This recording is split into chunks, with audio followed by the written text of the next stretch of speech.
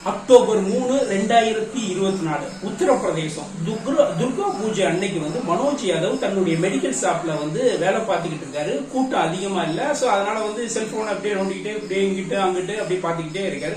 திடீர்னு பயங்கரமான வெடிச்சதும் ஏற்படுது. சரி, ஏதோ துர்கா பூஜைக்கு வெடி வெடிக்கிறாங்க அப்படின்னா திடீர்னு தொடர்ச்சியா வெடி வெடிக்குது.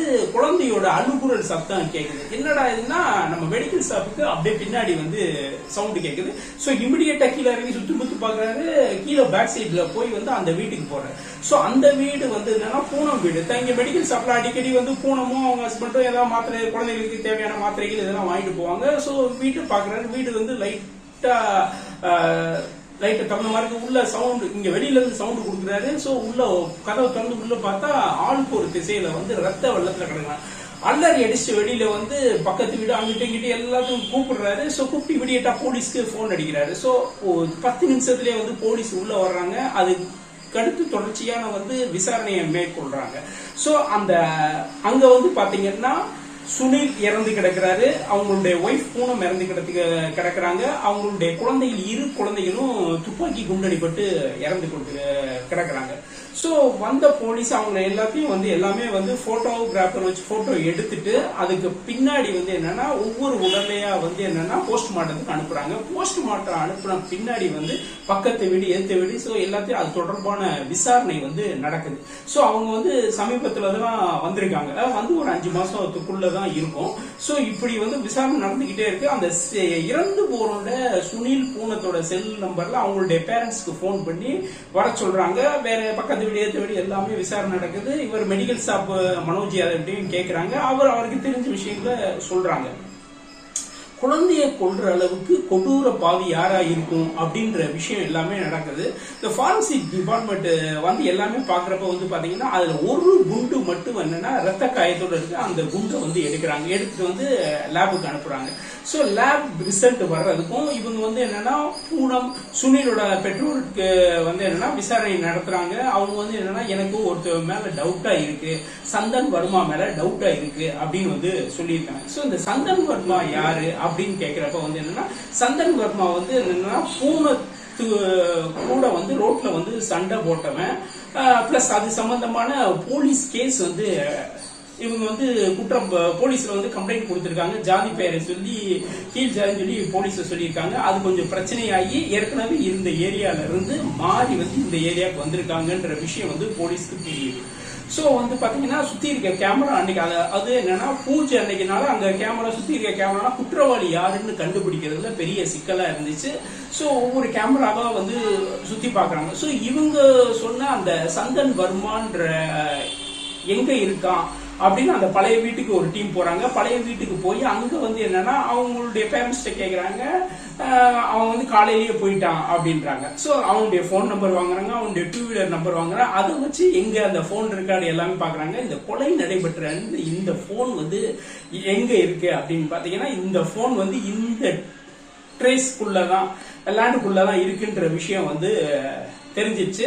சோ அவனை ட்ரேஸ் பண்றதுக்கான விஷயத்த வந்து முடுக்கி விடுறாங்க. பார்த்தா அந்த செல்லு வந்து சுவிட்ச் ஆஃப்லயே இருக்கு. சோ இப்படிதான் இருக்கு. அவங்க வந்து என்னன்னா இந்த சந்தன் வர்மாக்கும் இந்த சுனில் பூனத்துக்கும் என்ன பிரச்சனை அப்படின்ற விஷயத்த வந்து கலையிறாங்க. போலீஸ் ஸ்டேஷன்ல வந்து அது சொல்றப்ப வந்து ஜாதி பிரச்சனை, கீழ் ஜாதி மேல் ஜாதி, அவங்களுக்குள்ள வந்து ஏதோ குடும்பத்துக்குள்ள ஒரு சில பிரச்சனை இருக்கு அப்படின்னு வந்து மேலோட்டமா தான் தெரியுது தவிர மத்த எந்த விஷயமும் தெரியல. சோ சந்தன் வர்மாவை தேடிதான் போலீஸ் டீம் போகுது.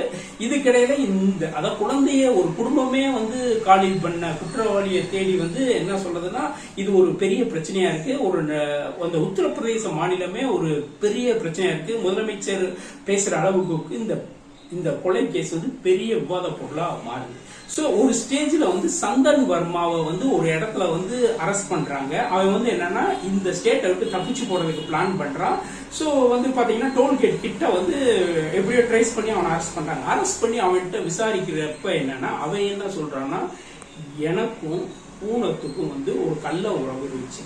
இந்த கள்ள உறவு வந்து என்னன்னா அவனுடைய ஹஸ்பண்டுக்கு வந்து தெரிஞ்சு தட்டி கேட்டான். ஸோ அதனால வந்து என்னன்னா பூனத்துக்கும் சுனிலுக்கும் வந்து என்னன்னா ஒரு குடும்பத்துக்குள்ள பிரச்சனை இருந்துச்சு. சுனிலோட பெற்றோர் பூனத்தோட பெற்றோர் எல்லாம் பேசி வந்து நீங்க வந்து சரியா இருந்தேன்னா வாழலாம், இல்லைன்னா வந்து வாழ முடியாது அப்படின்ற மாதிரி சுனிலோட பெற்றோர் வந்து ஸ்ட்ரிக்டா சொன்னோன்னா கெஞ்சி கூத்தாடி காலில் விழுந்து அவங்க 2 பேரும் சேர்ந்துக்கிட்டாங்க. என்னைய வந்து கலட்டி விட்டாங்க. என்னைய மேல வந்து ஒரு அபாண்டமா வந்து குற்றச்சாட்டு சொல்லி என்னைய வந்து உள்ள தள்ளிட்டாங்க. ஒரு கிட்டத்தட்ட 15 நாள் போலீஸ்ல வந்து உள்ள போயிட்டு அங்க போய் இருந்துட்டு தான் வந்திருக்காரு. ஸோ ஏற்கனவே வந்து என்னன்னா இவன் வந்து என்னன்னா இந்த சந்தன் வர்மான்றது வந்து லேப் டெக்னீஷியனா வேலை பார்த்துருக்கான். ஸோ அங்கேயும் இவனை பத்தி ஏதோ புகார் கொடுத்து வேலையும் போச்சு. போலீஸ் ஸ்டேஷன்லயும் போய் ஒரு 15 நாள் போலீஸ்லயும் கம்ப்ளைண்ட் பண்ணி வச்சா ஊரால் சுற்றார் மத்தியில வந்து இவனுக்கு எப்படியாவது பழி வாங்கணும் அப்படின்னு சொல்லி சுனிலையும் பூனையும் டார்கெட் பண்ணி வச்சிருக்கான். ஒரு தடவை வந்து இப்படிதான் வர்றப்ப வந்து பூனத்தை வந்து ரோட்ல வந்து அவனுடைய ஃப்ரெண்ட் 4-5 பேர் மூலமா ரோட்ல வந்து கலாச்சிருக்கான். அது பெரிய பிரச்சனையாகி போலீஸ் ஸ்டேஷன்ல கேஸ் ஆகி தான் அந்த 15 நாள் உள்ள இருந்து. ஸோ வெளியில வந்தவன் ஜாமீன்ல வெளியில வந்து எப்படியாவது இவங்க 2 பேர்த்தையும் முடிக்கணும்னு முடிவு பண்ணிட்டு இவங்க ஏற்கனவே என்னன்னா இந்த பிரச்சனை பெற்றோர்கள் சேர்ந்து வீடு மாதிரி வேற இடத்துக்கு போயிட்டாங்க.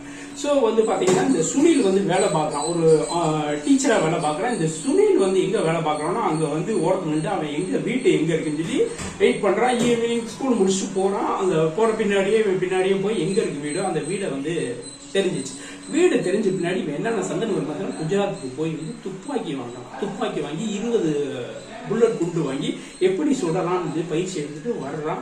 கரெக்டா ஒரு நாள் அன்னைக்கு அக்டோபர் 3, 2024 அன்னைக்கு வந்து அந்த வீட்டை வந்து கதவை தட்டுறான். பூனம் தான் கதவை திறக்கிறாங்க. இமிடியேட்டா வந்து கழுத்தை பிடிச்சி உள்ள நெரிச்சு நெத்தியில ஒரே சுடு பூனை ஸ்பாட். அந்த சவுண்டை கேட்டு வந்து சுனில் உள்ள இருந்து வர்றாரு. சுனிலையும் சுடு. அந்த சவுண்டை கேட்டு குழந்தைகள் 2 பேரும் டப்பு ஆகும்.